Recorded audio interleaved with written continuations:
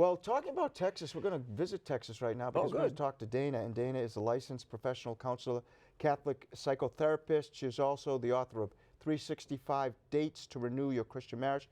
But she is not here today to talk about the book as much. She's talking about working and helping married couples who may be going through some struggles in their relationships and the importance of reaching out for some help.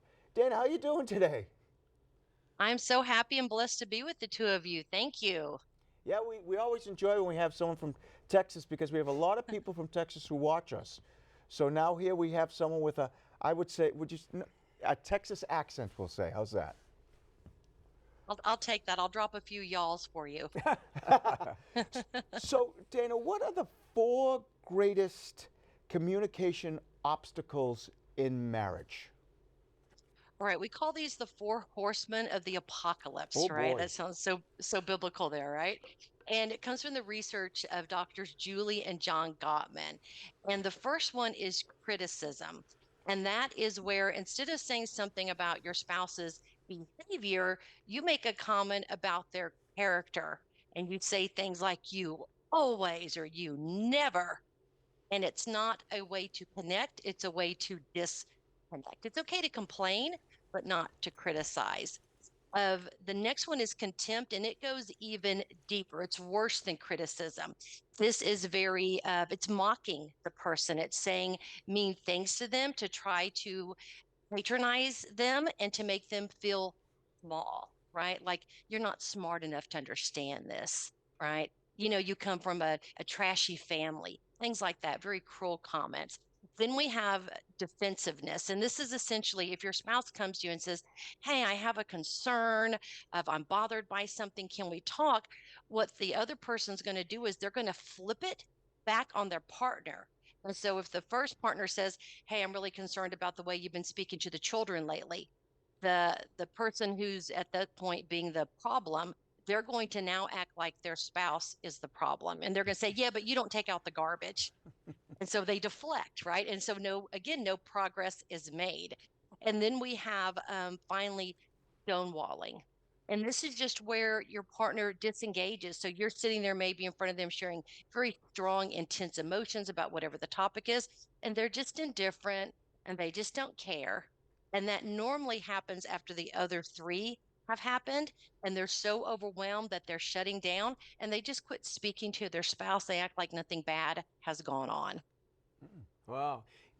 Dana, as a priest, I often interact, obviously, with married couples and sometimes hear about their struggles. And I often feel like I don't know what to say, but you are obviously a professional, you're a Catholic psychotherapist, and so you know and you work with couples. What are the resources that are available for couples who are struggling?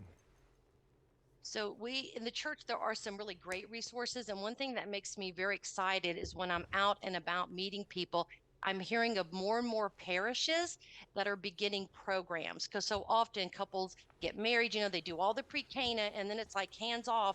We don't have anything else to teach you. But the church actually has some great resources. So I recommend, first of all, Catholic marriage counseling if they're really struggling. And I love catholictherapist.com. I'm a part of that. And mycatholicdoctor.com are two wonderful resources where you can plug in your zip code and get help that's near you. Then there's also Retrovi. It's a branch of the marriage encounter retreats, which are also wonderful. My husband and I have been on marriage encounter retreat and loved it. And Retrovi helps couples that are struggling. It doesn't mean you have to be on the point of divorce, but if you are, that's the retreat. And I cannot tell you how many beautiful stories I've heard of people where that specific program was instrumental in saving and healing their marriage. And again, Uh-huh. check out your parish. And if you call your parish, they may not have something, but often, in the deanery, they'll know who else has one because every parish can't have every ministry, Sure. right? And then my husband and I, we actually lead marriage retreats also. Wow. Is there a Catholic saint that married couples can look to? Yes, of course, there's Saint Joseph, right? When you look at his dedication to Mary and Jesus, and he's a beautiful patron saint for families and for marriages. We also have, let me think, Saint Rita, right? She went through a really difficult marriage. So when there is a hopeless cause, a hopeless case, someone's feeling really overwhelmed, their marriage is really struggling, and they're trying to be so holy, but something is not working, she's another wonderful resource. Well, I've taken some mental notes during this interview I because saw that happening. yeah, I've been married for a while now. Where can people learn more about your work, Dana?